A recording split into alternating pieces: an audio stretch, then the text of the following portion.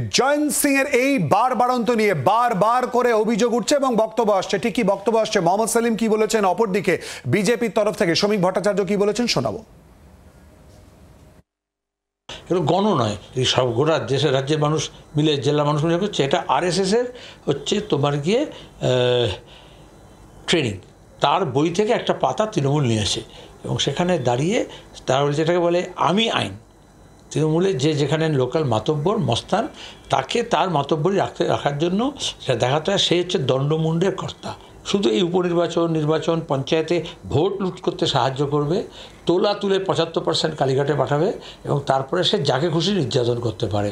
এবং এখানে তো দেখা গেল শুধু নির্যাতন করছে তা নয়, তারা এত দাপট তাদের যে তারা তৃণমূলের কোনো একটা গোষ্ঠীর নেতা হলে অন্য গোষ্ঠীর নেতাকে খুঁড়ো করে দিতে পারে, কোনো অসুবিধা নেই। পুরো ব্যবস্থাটাই তো মুখ্যমন্ত্রী কেন্দ্রিক। মুখ্যমন্ত্রী তো পুলিশ মন্ত্রী, তিনি তো এক কথায় জয়ন্ত সিংকে অ্যারেস্ট করিয়ে দিতে পারতেন। এর বিষয়টা তো আইন শৃঙ্খলার। একজন মানুষ খুন করলো, কোনো অপরাধ করলো, যে কোনো ধরনের ক্রাইম কমিট করলো, তো সেটা তো ইমিডিয়েট অ্যাকশন নেবে প্রশাসন, পুলিশ। সেটার পরিবর্তে রাজনৈতিক নেতা হস্তক্ষেপ করবে না। এই পুরো বিষয়টাই তৃণমূল পরিচালিত এবং জয়ন্ত সিংও তৃণমূলের, যাকে মারছে সেও তৃণমূল।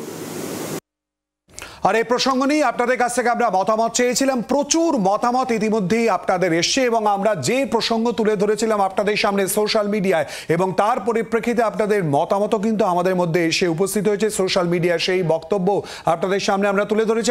আমরা প্রশ্ন করেছিলাম যে জয়ন্ত কাণ্ডে কি প্রশাসনের নির্বিকার মনোভাবেরই প্রতিফলন।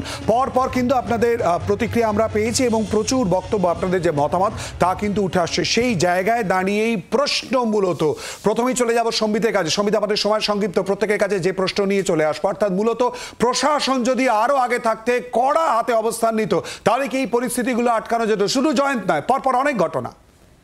এই রাজনীতির সঙ্গে হিংসা, রাজনৈতিক হিংসার জন্য যাদেরকে ব্যবহার করা হয় সেই দুষ্কৃতীদের সম্পর্কহীন করে দেওয়াটা মুশকিলের। কারণ পশ্চিমবঙ্গের রাজনীতি শুধু নয়, যে কোনো দেশের রাজনীতিতেই এই সম্পর্ক একটা রয়েছে, যে দুষ্কৃতী এবং রাজনৈতিক নেতাদের। তো সেটা পশ্চিমবঙ্গেও এর আগেও ছিল, এখনো রয়েছে। এবং এটা মূলত এলাকায় দখল রাখা, এলাকার যে রিসোর্সেস তার উপরে দখল রাখা, সেই সবের জন্য রাজনৈতিক নেতারাই দুষ্কৃতীদের ব্যবহার করেন। এবারে মূল যে জায়গাটা সেটা হচ্ছে যে এইখানে একমাত্র নিরপেক্ষ ভূমিকা নিতে পারে, বারবার আমরা সে কথাই বলছি, প্রশাসন। কিন্তু প্রশাসনটাও রাজনৈতিক মদতপুষ্ট হয়ে যখন চলে বা প্রশাসনের মধ্যে যখন করাপশন হয়, তখন এইটাকে সামলানো মুশকিল হয়। খুব গুরুত্বপূর্ণ পয়েন্ট ইতিমধ্যে উঠেছে, আমরা চেষ্টা করবো তোমার কাছে যাওয়ার। আশুতোষের প্রতিক্রিয়া। আশুতোষ, ক্রিমিনালাইজেশন অফ পলিটিক্স পশ্চিমবঙ্গে চলছে। আর দুই হচ্ছে তৃণমূলের তৈরি করা ফ্র্যাঙ্কেস্টাইনদের আজকে হাতে তৃণমূলের নেতারাই আক্রান্ত হচ্ছেন, যেটা হচ্ছে ভবিতব্য। তার কারণ যে গাছ, আম গাছে আম হবে, জাম হবে না। শত্রু, দেখুন, যেটা সম্বিতদার সাথে আমি একমত। রাজনৈতিক নেতারা ক্রিমিনালদেরকে ব্যবহার করছেন, আশ্রয় দিচ্ছেন, এটা আমরা আগেও দেখেছি। কিন্তু ক্রিমিনালরা রাজনৈতিক নেতাদেরকে আশ্রয় দিচ্ছে এবং ক্রিমিনালদের আশ্রয় রাজনৈতিক নেতাদের রাজনীতি টিকে আছে। এইটা তৃণমূল না থাকলে আমরা জানতে পারতাম না। অর্চনাদি, তৃণমূল চলে এই দুর্নীতিগ্রস্ত চোর ডাকাতের উপরে। আরেক নাম চোর, এখন দেখি ডাকাত, দুশ্চরিত্র, সমস্ত কাজে এরা গুণী এবং এদের ছাড়া তৃণমূল একচুল চলবে না। যখন ধরা পড়বে তখন ওরা তার ঘাড়ে দোষটা সরিয়ে দিয়ে গায়ে থেকে টোকা মেরে নামিয়ে দেবে। আগে যে দুষ্কৃতীরা ছিল তাদের দল, এদের বিরুদ্ধে অভিযোগ আসলে দল বা প্রশাসন তাদের গ্লোরিফাই করতো, তাদের পাশে নিয়ে ঘুরতো। এখন যদি অভিযোগ আসে দল এবং দলও বলছে কঠোর ব্যবস্থা নিতে, প্রশাসন অ্যারেস্ট করছে। কেউ শ্রমিকবাবুকে বলে দিক যে আজকে ব্যবস্থা নেওয়া হয়েছে বলেই ও গারদের পিছনে আছে এই জয়ন্ত সিংরা।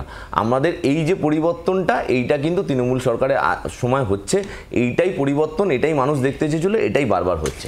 বক্তব্য পাল্টা বক্তব্য বারবার করে উঠে এসেছে। আর সেই জায়গাতে প্রশ্ন কিন্তু একটা রয়ে গেল, আগে থাকতে যদি ব্যবস্থা নেওয়া হতো, বা এখনো যেখানে এই জাতীয় নাম উঠে আসছে, প্রশাসনের ভূমিকা কি হয়, রং নির্বিশেষে, দল মত নির্বিশেষে অপেক্ষা করতে হবে। তার জন্য আমাদেরও নজর থাকবে।